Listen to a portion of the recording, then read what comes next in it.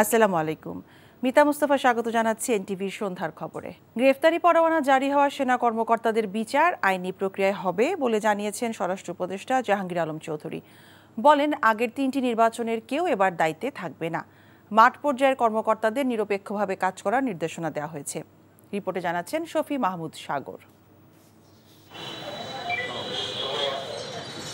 সচিবালয়ে আইন শৃঙ্খলা সংক্রান্ত কোর কমিটির সভা শেষে সাংবাদিকদের ব্রিফিং করেন স্বরাষ্ট্র উপদেষ্টা। জানান, নির্বাচনকে সামনে রেখে দেশের শান্তি ও সুষ্ঠু ভোট প্রক্রিয়া নিশ্চিত করার জন্য যে কোনো বিশৃঙ্খলা সৃষ্টিকারী ব্যক্তি বা গ্রুপকে চিহ্নিত করে আইনের আওতায় আনার নির্দেশনা দেওয়া হয়েছে। বলেন, 2014, 18 এবং 24-এর নির্বাচনে দায়িত্ব পালনকারীদের আগামী নির্বাচনের দায়িত্বে রাখা হবে না।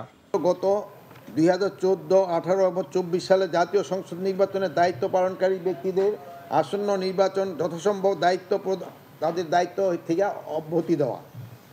আসন্ন জাতীয় সংসদ নির্বাচন কেন্দ্র করে আইন শৃঙ্খলা পরিস্থিতি অবনতি যেন না ঘটে, সেই জন্য আইন শৃঙ্খলা বাহিনীর টহল ও গোয়েন্দা নজরদারি জোরদার করা।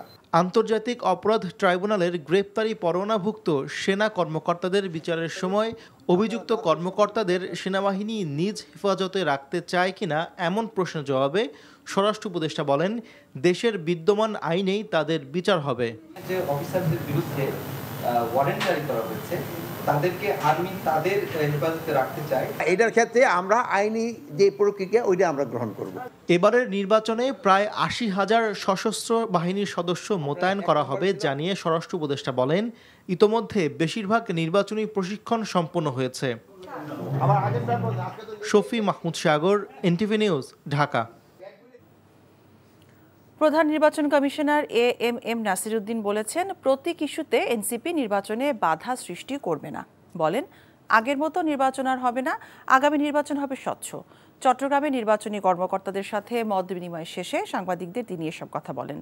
চট্টগ্রাম থেকে আরও জানাচ্ছেন শামসুল হক হায়দরি, ক্যামেরায় ছিলেন এনামুল হক। চট্টগ্রাম সার্কিট হাউসে অনুষ্ঠিত মতবিনিময় সভায় নির্বাচনের আগে ও পরে আইনশৃঙ্খলা পরিস্থিতি সহ সার্বিক পরিবেশ শান্তিপূর্ণ রাখতে এবং ভোট গ্রহণের দিন নির্বাচনী কর্মকর্তাদের প্রয়োজনীয় সহযোগিতার নির্দেশনা দেন প্রধান নির্বাচন কমিশনার এএমএম নাসিরউদ্দিন। সভা শেষে ব্রিফিংয়ে আগামী নির্বাচন আর আগের মতো হবে না বলে জানান সিইসি। আমরা একটা ট্রান্সপারেন্ট স্বচ্ছ নির্বাচন উপহার দিতে চাই, লুকানো কোনো নির্বাচন দিতে চাই না, রাতের অন্ধকারে ভোট আমরা চাই না। আমরা চাই যে পরিষ্কার পরিচ্ছন্ন সবার দৃষ্টিগোচর হয় এমন একটা ইলেকশন দিতে। শাপলা প্রতীক না পেলে এনসিপি নির্বাচনে যাবে কিনা এমন প্রশ্নের জবাবে সিইসি বলেন, প্রতীক তালিকায় শাপলা না থাকায় সেটা দেয়া যাচ্ছে না। আশা করেছেন এনসিপি এই বাস্তবতা বুঝবে। আমি মনে করি না NCP will B A problem for transition two democracy. তারা একটা নিজেদেরকে গণতন্ত্রায়নের পথে বাধা হিসাবে আসবেন এমন আমি মনে করি না। অন্তত এনসিপিকে আমি মনে করি না এরকম একটা নিজের জীবন বাজি রেখে এই যে অভ্যুত্থানে যারা জড়িত ছিল তারা এই ধরনের কাজ করবেন বলে আমি বিশ্বাস করি না। নির্বাচন নিয়ে সোশ্যাল মিডিয়ায় গুজব সম্পর্কে সবাইকে সতর্ক থাকার অনুরোধ জানান সিইসি। NTV news desk. নির্বাচন বানচালের ষড়যন্ত্র চলছে অভিযোগ করে বিএনপি মহাসচিব মির্জা ফখরুল ইসলাম আলমগীর বলেছেন, সব ষড়যন্ত্র নস্যাৎ করার শক্তি দেশের মানুষের রয়েছে। তিনি জানান, জুলাই জাতীয় সনদে যেসব বিষয়ে দলগুলো একমত হয়নি সেগুলো নির্বাচনের সময় ইশতেহার আকারে মানুষের সামনে তুলে ধরা হবে। রাজধানীতে এক স্মরণ সভায় তিনি এসব কথা বলেন। হাসান মাহমুদের রিপোর্ট। ডেমোক্রেটিক লীগ নেতা সাইফুদ্দিন আহমেদ মনির দ্বিতীয় মৃত্যুবার্ষিক উপলক্ষে ঢাকা রিপোর্টার্স ইউনিটি মিলনায়তনে এই স্মরণ সভার আয়োজন করে এনপিপি। আলোচনায় অংশ নিয়ে মির্জা ফখরুল বলেন, দেশ এখন ক্রান্তিকাল অতিক্রম করছে। নির্বাচন সামনে রেখে চলছে নানামুখী ষড়যন্ত্র।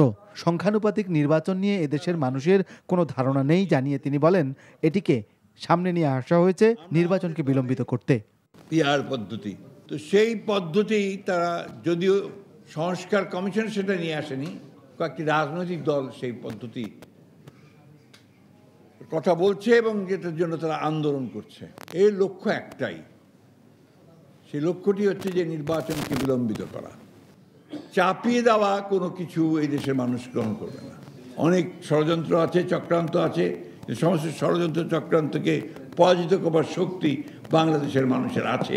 গণঅভ্যুত্থানের মধ্য দিয়ে গণতান্ত্রিক রাষ্ট্র তৈরির সুযোগ এসেছে উল্লেখ করে মির্জা ফখরুল বলেন, এটিকে কাজে লাগাতে হবে। সোশ্যাল মিডিয়াতে অপপ্রচার থেকে সতর্ক থাকার আহ্বান বিএনপি মহাসচিবের। তিনি বলেন, বিএনপি সংস্কারের পক্ষে সবসময়।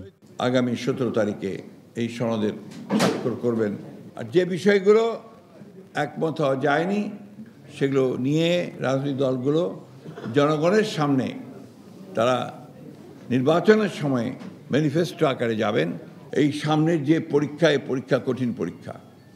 প্রতিদিন আপনাদের এই ইউটিউব, টেলিভিশন, আপনার সোশ্যাল মিডিয়া, এগুলোতে বিভিন্ন রকম সত্য মিথ্যা অপপ্রচার চালিয়ে যাওয়া হচ্ছে। গণতন্ত্রের পক্ষে সবাইকে ঐক্যবদ্ধ থাকার আহ্বান বক্তাদের। Hasan Mahmud, NTV news, Dhaka. নির্বাচনের দিন গণভোট কেবল একটি দলের চাওয়া, জনগণ এটি মানবে না বলে মন্তব্য করেছেন ঢাকা মহানগর দক্ষিণ জামায়াতে ইসলামের আমির নুরুল ইসলাম বুলবুল। তিনি জানান, সাংবিধানিক ভিত্তি দেওয়ার পর জাতীয় নির্বাচন জুলাই সনদের ভিত্তিতেই দিতে হবে। দুপুরে রাজধানী ঢাকায় জেলা প্রশাসকের কাছে 5 দফা দাবিতে স্মারকলিপি দিতে গিয়ে এসব কথা বলেন তিনি। প্রচলিত ব্যবস্থায় নির্বাচন হলে ফ্যাসিবাদ ফিরে আসার আশঙ্কা রয়েছে জানিয়ে পিআর পদ্ধতিতে নির্বাচনের দাবি জানান নুরুল ইসলাম বুলবুল। অভিন্ন দাবিতে ঢাকা জেলা প্রশাসকের কার্যালয়ে স্মারকলিপি দিয়েছে ইসলামী আন্দোলন বাংলাদেশ, খেলাফত মজলিস, বাংলাদেশ খেলাফত মজলিস এবং জাতীয় গণতান্ত্রিক পার্টি সহ 7টি দল। এ সময় অন্তর্বর্তী সরকার কোনো দলের দিকে হেলে পড়লে জনগণ দাঁত ভাঙা জবাব দিবে বলেও হুঁশিয়ারি দেন দলগুলোর নেতারা। তাদের অভিযোগ, নির্দিষ্ট দলকে ক্ষমতায় আনতে নির্বাচন কমিশন পক্ষপাতমূলক আচরণ করলে তার দায় কমিশনকেই নিতে হবে।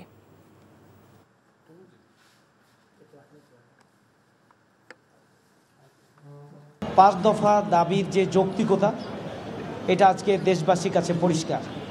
আমরা বলেছি যে অবশ্যই মধ্য ফেব্রুয়ারিতে 2026 সালে জাতীয় নির্বাচন অনুষ্ঠিত হতে হবে। আমরা বলেছি তার আগে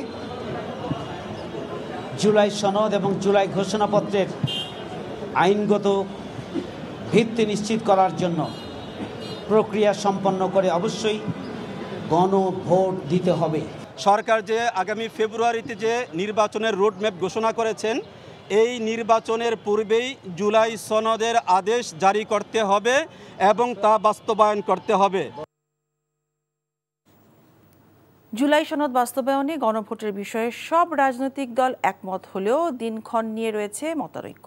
অবশ্য ঐকমত্য কমিশন বলছে, কখন কিভাবে গণভোট হবে তা নির্ভর করছে সরকার এবং নির্বাচন কমিশনের ওপর। বিএনপির মতে জুলাই সনদ নয়, আগামী নির্বাচন হবে বিদ্যমান সংবিধানের আলোকে। তবে জুলাই সনদের ভিত্তিতে নির্বাচন না হলে আবারও ফ্যাসিবাদী সময়ের নির্বাচনের আশঙ্কা জামায়াতের। ওবায়দুল্লাহ মামুনের রিপোর্ট। অন্তর্বর্তী সরকারকে এটা বলতে পারি না যে ঠিক কিভাবে তারা বাস্তবায়ন করবেন, কিন্তু আমরা এটা অবশ্যই সুপারিশ করতে পারি যে বাস্তবায়নে জুলাই জাতীয় সনদ তৈরির লক্ষ্যে রাজনৈতিক দলগুলোর সঙ্গে 3 দফা বৈঠক করেছে জাতীয় ঐকমত্য কমিশন। তবে সনদ বাস্তবায়নের উপায় নিয়ে এখন পর্যন্ত চূড়ান্ত সিদ্ধান্ত নিতে পারেনি কমিশন। সনদ বাস্তবায়নে গণভোটের সিদ্ধান্ত হলেও গণভোটের ভিত্তি, সময় ও পদ্ধতি নিয়ে রাজনৈতিক দলগুলোর মতবিরোধ রয়েছে। দীর্ঘ সংলাপ আর আলোচনার মধ্য দিয়ে জাতীয় ঐকমত্য কমিশন রাজনৈতিক দলগুলোকে কতটা ঐকমত্য আনতে পেরেছে। কমিশন বলছে, দেশের ইতিহাসে এবারই প্রথম ফ্যাসিস্ট বাদে সব রাজনৈতিক দলকে এক কাতারে আনতে সক্ষম হয়েছে।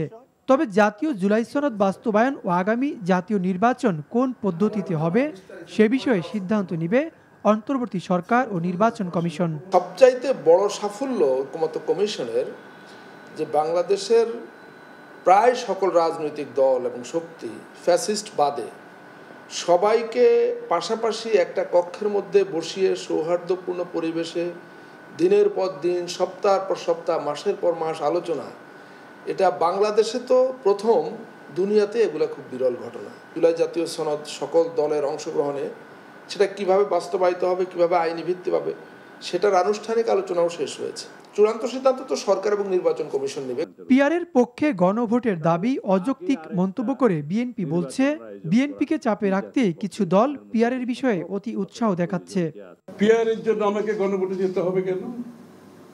আমাদের তো প্রত্যেকটি দলের অনেকগুলো ইস্যু আছে যেগুলো ঐকমত হয় নাই। আর জাতীয় নির্বাচন ও গণভোট একই দিনে না করার দাবি জানিয়েছে জামায়াত ইসলামী। গণভোটটা একই দিনে হলে প্রোপাগান্ডা দলীয় নির্বাচন জাতীয় নির্বাচনের মাঝে এটা গণ হয়ে যাবে। যে উদ্দেশ্যে এই সনদটা আইনি ভিত্তি পাওয়া দরকার সেটা বিঘ্নিত হতে পারে। সেকেন্ড হলো আমাদের ইলেকশন কালচারের মধ্যে আছে যে কেন্দ্র দখল, ব্যালট ডাকাতি, নানা অনিয়মের কারণে দেখা যায় যে কেন্দ্রগুলো স্থগিত হয়ে যায়। তাহলে জুলাই সনদ আর হইল না। Obaidullah Mamun, NTV news, Dhaka. টানা দুদিনের ছুটির পর নির্বাচনী আমেজে মুখর চট্টগ্রাম বিশ্ববিদ্যালয়। ভোটের দিন যতই ঘনিয়ে আসছে, ব্যস্ত সময় পার করছেন চট্টগ্রাম বিশ্ববিদ্যালয় কেন্দ্রীয় ছাত্র সংসদ চাকসু এবং হল সংসদ নির্বাচনের প্রার্থীরা। আচরণবিধি লঙ্ঘনের পাল্টাপাল্টি অভিযোগ থাকলেও ভোটারদের মন জয়ে নানা প্রতিশ্রুতি দিচ্ছেন প্রার্থীরা। চট্টগ্রাম বিশ্ববিদ্যালয়ের প্রতিনিধি মোহাম্মদ ফুয়াদ মন্ডলের পাঠানো রিপোর্ট। আর মাত্র কদিন বাকি। দলীয় প্যানেল থেকে শুরু করে স্বতন্ত্র সমান উদ্যমে মাঠে প্রার্থীরা। ব্যতিক্রমী প্রচারণা, ভোটারদের কাছে টানার চেষ্টা তাদের। চট্টগ্রাম বিশ্ববিদ্যালয়ের কেন্দ্রীয় ছাত্র সংসদ নির্বাচনে জয়ের ব্যাপারে আশাবাদ এবং সবাইকে নিয়ে কাজ করার কথা জানান ছাত্র শিবির সমর্থিত ভিপি প্রার্থী। লেভেল প্লেইং ফিল্ড নিশ্চিত করা, কোনো দলের পার্সিয়ালিটি না করে নির্বাচন কমিশন স্বাধীনভাবে নিরপেক্ষ থেকে ভোট পরিচালনা করা, এগুলো নির্বাচন কমিশনের প্রতি আমি দৃষ্টি আকর্ষণ রাখতে চাই। যিনি বিজয়ী হবে আমরা তার সাথেই একসাথে কাজ করবো ইনশাল্লাহ।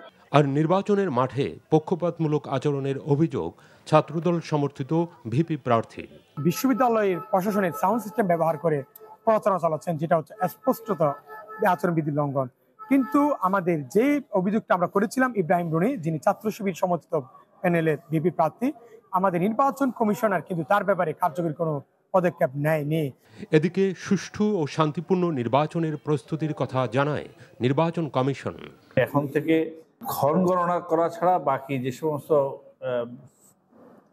সাময়িক প্রস্তুতি ওরা সবগুলো আমরা নিয়ে নিয়েছি। দুই একজন প্রার্থী আমাদের কাছে কিছু কিছু অভিযোগ এনে দিয়েছে, প্রত্যেকটা অভিযোগকে আমরা অ্যাড্রেস করেছি এবং প্রত্যেককে আমরা জানিয়ে দিয়েছি যে আমরা আসলে কি ব্যবস্থা নিয়েছি।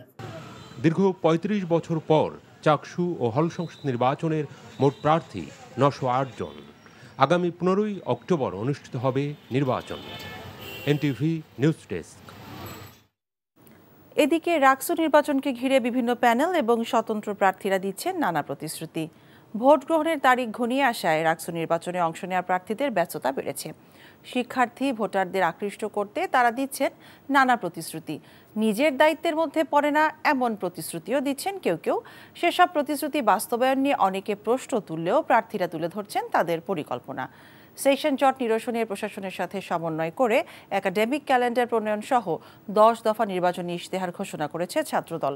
14ই অক্টোবর মধ্যরাতে শেষ হবে নির্বাচনী প্রচার, 16ই অক্টোবর হবে ভোট গ্রহণ।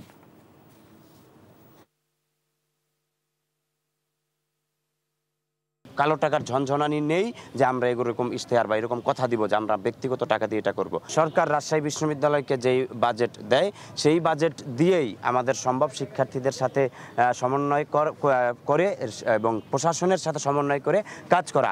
যে আমাদের কাছে টাকা নাই বলে আমরা বসে থাকবো, আমরা বিভিন্ন জায়গা থেকে ম্যানেজ করে সকল সমস্যার সমাধান করার চেষ্টা করবো ইনশাআল্লাহ। বিশ্ববিদ্যালয় প্রশাসন যদি তাদের ফান্ডিং ম্যানেজমেন্ট ঠিক মতো না করতে পারে, আমি এই জায়গাটা প্রস্তাবনা রাখবো পাবলিক এবং প্রাইভেট পার্টনারশিপ রেডি করার জন্য। মার্কিন টেল ব্যাংক অর্থনীতির খবর। বন্দর ব্যবস্থাপনায় শৃঙ্খলা ফেরানোর পাশাপাশি রপ্তানি বৃদ্ধি করতে চট্টগ্রাম, নিউ মুরিং, পানগাঁও এবং লালদিয়া বন্দর বিদেশি কোম্পানির হাতেই দিতে চায় সরকার, এমন কথা জানিয়েছেন নৌ পরিবহন মন্ত্রণালয়ের সিনিয়র সচিব মোহাম্মদ ইউসুফ। সকালে রাজধানীর পল্টনে অর্থনৈতিক বিষয়ক সাংবাদিকদের সংগঠন ERF আয়োজিত আলোচনা সভায় তিনি এসব কথা বলেন। বন্দরে খরচ নির্বাহে পণ্য ওঠানামায় আরোপিত 41% শুল্ক অনেক বেশি স্বীকার করে সচিব জানান, বন্দরের স্বার্থেই শুল্ক কমানো সম্ভব নয়। তিনি বলেন, ভর্তুকি দিয়ে শিপিং কর্পোরেশন টিকিয়ে রাখা সরকারের কাজ নয়, মন্ত্রণালয় এই কাজ করবে না। জাহাজ নির্মাণ এবং রপ্তানির আড়ালে টাকা পাচার যেন না হয় সেই বিষয়ে সরকার সতর্ক রয়েছে বলেও জানান নৌ সচিব।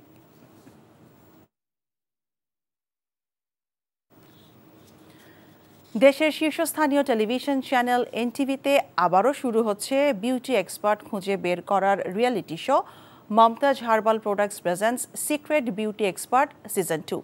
রাজধানীর কারওয়ান বাজারে এনটিভি স্টুডিওতে আয়োজিত সংবাদ সম্মেলনে এই তথ্য জানানো হয়। সৌন্দর্য চর্চার পেশায় যুক্ত লুকায়িত প্রতিভাদের আলোকিত করতে এবং দেশীয় বিউটি প্রোডাক্টের প্রতি আস্থা বাড়াতে এই উদ্যোগ নিয়েছে এনটিভি এবং মমতাজ হার্বাল প্রোডাক্টস। সাদরিনা খন্দকারের রিপোর্ট।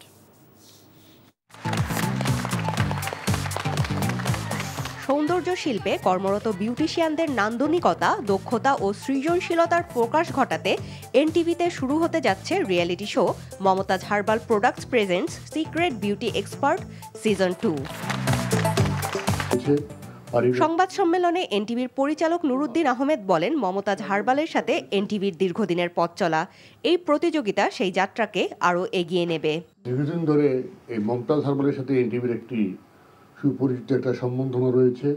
আসলে এই সৌন্দর্যটা কিন্তু মেয়েদের জন্যই বেশি, আমাদের জন্য কম। আমরা সাধারণত শার্ট প্যান্ট পরে বেরিয়ে গেলে অসুবিধা হয় না, কিন্তু যারা মহিলা আছেন তাদের জন্য একটু বেশি এটা, যে আমাদের দেশি প্রোডাক্ট আমরা একবার দেখি কি না কেমন হয়, দেখতে তো অসুবিধা নেই, দেখা উচিত। এনটিভি আপনাদের সাথে আছে, মমতাজ হার্বালের সাথে আছে, সবসময় থাকবে। এনটিভির মাধ্যমে সুপ্ত বিউটি এক্সপার্টদের জাতীয় পর্যায়ে তুলে ধরার সুযোগ তৈরি হবে বলে জানান মমতাজ হার্বালের প্রধান নির্বাহী কর্মকর্তা আব্দুস সাত্তার।